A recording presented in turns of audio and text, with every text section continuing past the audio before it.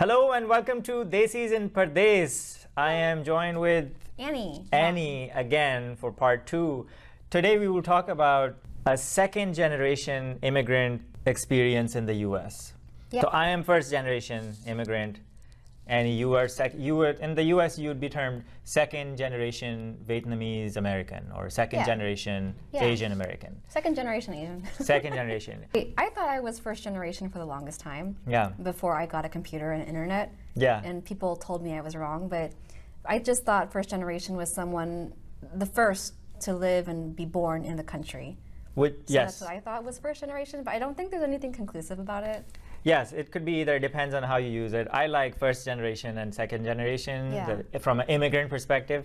Anyway, so let's talk about your experience as a second generation Vietnamese Asian American growing up in a Vietnamese home. Yeah, well, I grew up in Texas for most of my childhood, and then it wasn't until I left and moved to the West Coast where my grandma's neighborhood was much more Caucasian. So that's my experience and identity. Yeah. But I don't think I noticed the color difference too much because I already, as a kid, it didn't come to mind.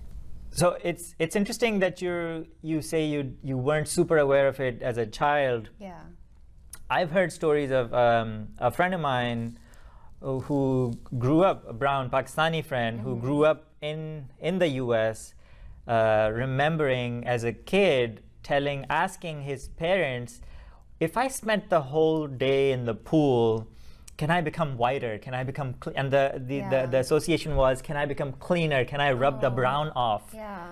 And that was heartbreaking. Yeah, that is heartbreaking. I mean, my skin is not as brown, but I do remember my aunties, my grandma would always compliment beautiful blue eyes a lot, or like a very tall nose a lot. And it was something that I always wish, because I have a flatter nose, and that's just a characteristic of my family and me. Yeah. But it was something, my sibling who was born, he has a very nice tall nose, and they always said, what a beautiful Roman white nose. Roman white nose. Yeah, it was a taller nose. Uh-huh. I mean, you have to go get surgery for that now. So Interesting. I mean, it was characteristics that they pushed on us. I mean, my Asian relatives and family thought I was beautiful, so yeah. I mean, we have that in Pakistan and India as well. Like there are actual products like Fair and Lovely, like a cream you can put on to become fair. Oh yeah, and, that's really hot right now in all of Asia and Asia. Asia. And we compliment each other also on how white someone is looking, or we'll get made fun of if you are darker. Anyway, but it becomes difficult. It is difficult, I think, if you feel when you realize as a kid that you are different. Did you have that realization? You know, it's not so much. I think maybe because I grew up in many different places around the U.S. The skin color thing wasn't so big for me because I saw so many different skin colors. It was more about language and differences in language for me. And how so? My parents are ESL.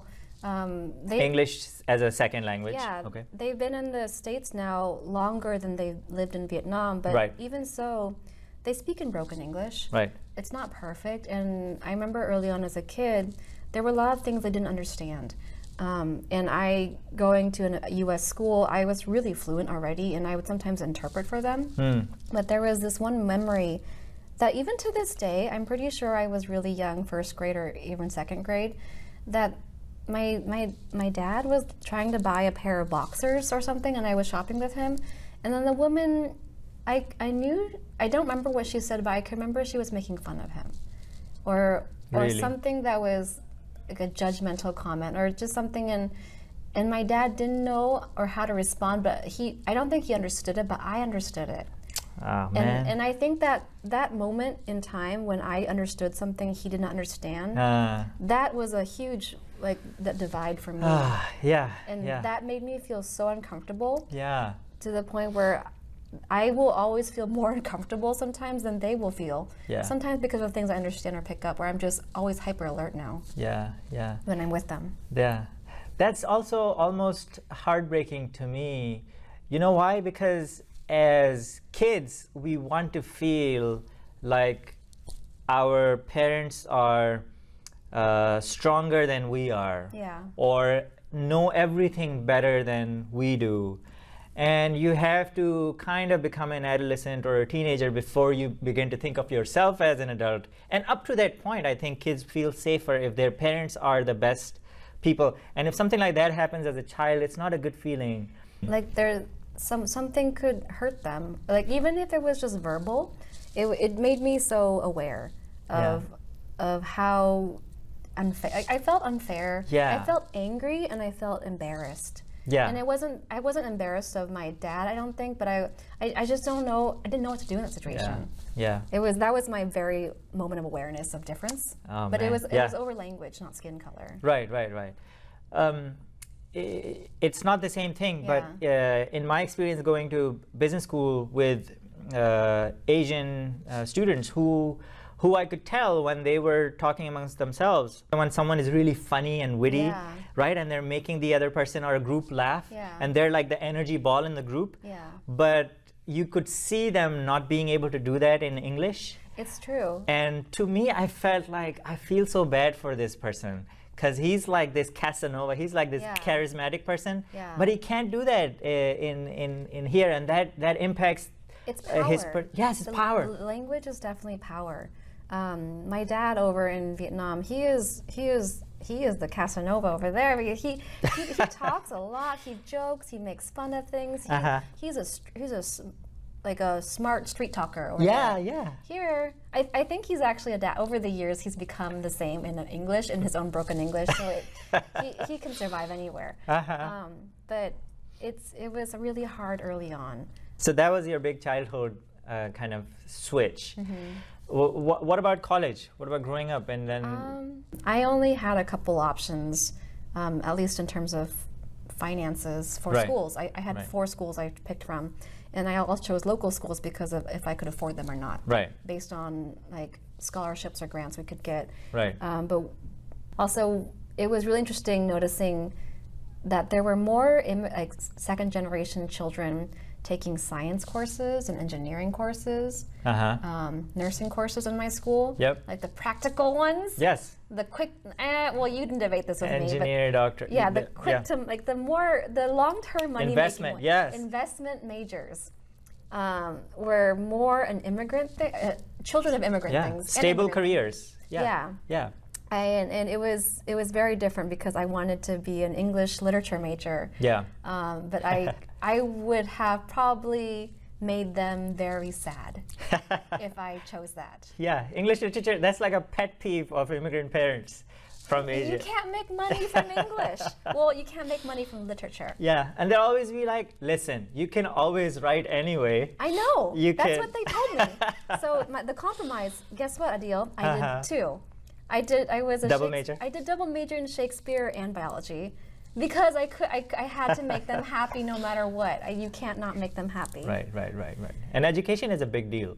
I was so jealous of my non-immigrant friends, non-second generation friends who was like, I'm a history major, I'm a sociology major, psychology, and I was like, yeah, that's good for you. Yeah. Like I said, second generation immigrants are my favorite people to talk to. And so I was talking to a Pakistani second generation teenager, and I was asking him about his life, and he said, you know what, I have it figured out. I have 2 very distinct personalities. I have a persona that I hold at home. There's a certain way I talk, certain things I can say, certain things I can't talk about. And then I have my own personality in school. And that's my school personality. And then there are certain things that will live in coexistence, like prom was a big thing.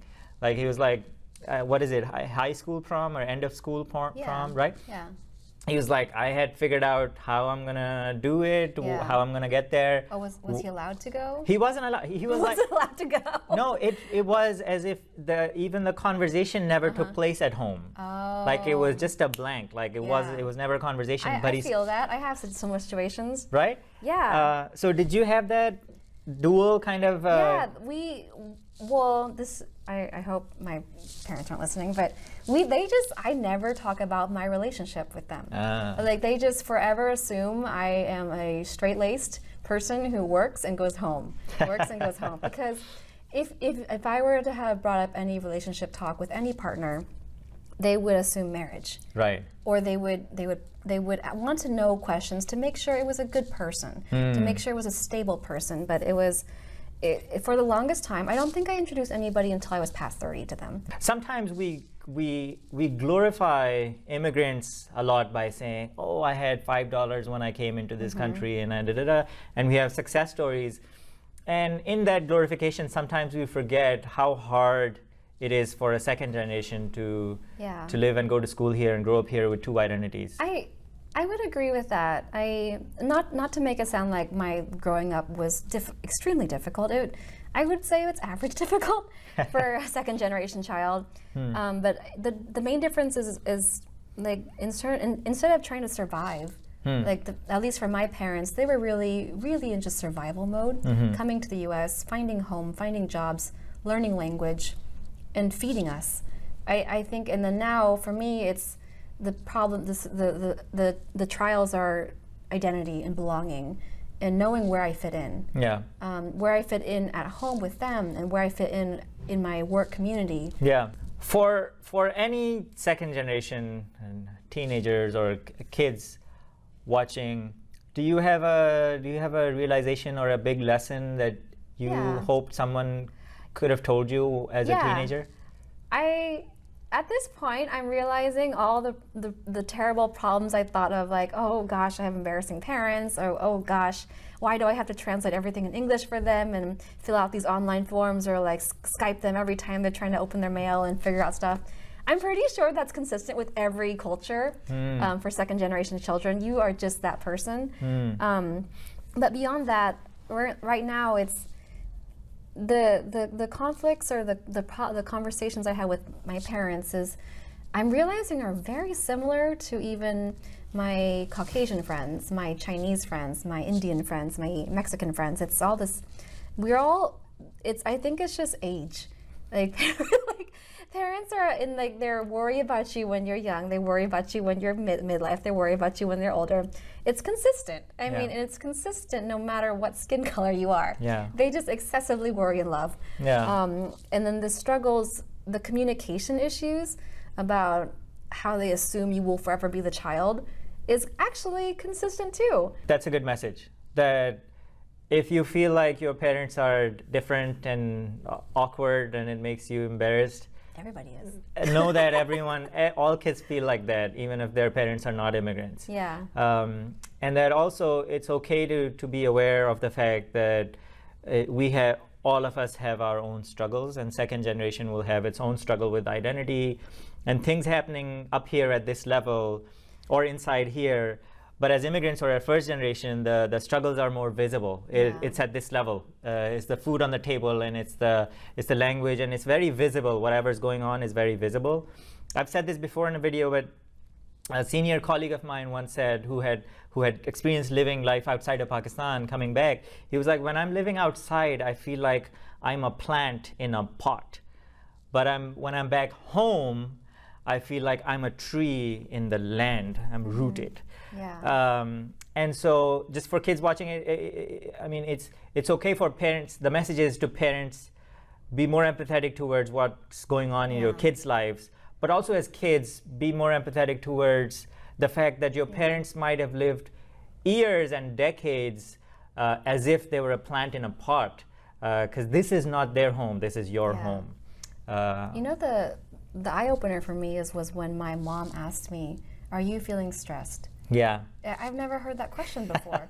And then when it was because she is a very empathetic person, but it took years for her to realize like the mental stress from work or from friends or relationships impacts me in like a very physical way sometimes. Yeah. And she opened the door to conversation, and I wanted to continue it. So I think it's possible, even if it's generational differences. And maybe sometimes I don't have the right Vietnamese word for it to talk about. We still talk about it, and she was willing. She wanted to know, so I wanted to share. That's awesome. I think that was the best feeling in the world. That's sweet. In my 30s so far. That's sweet. Yeah. Okay. On that note, thank you, Annie, for doing this. Thank you for having me. And if you want Annie to come back for part 3 to talk about something, leave a comment. and please subscribe. Thank you. Bye. Bye.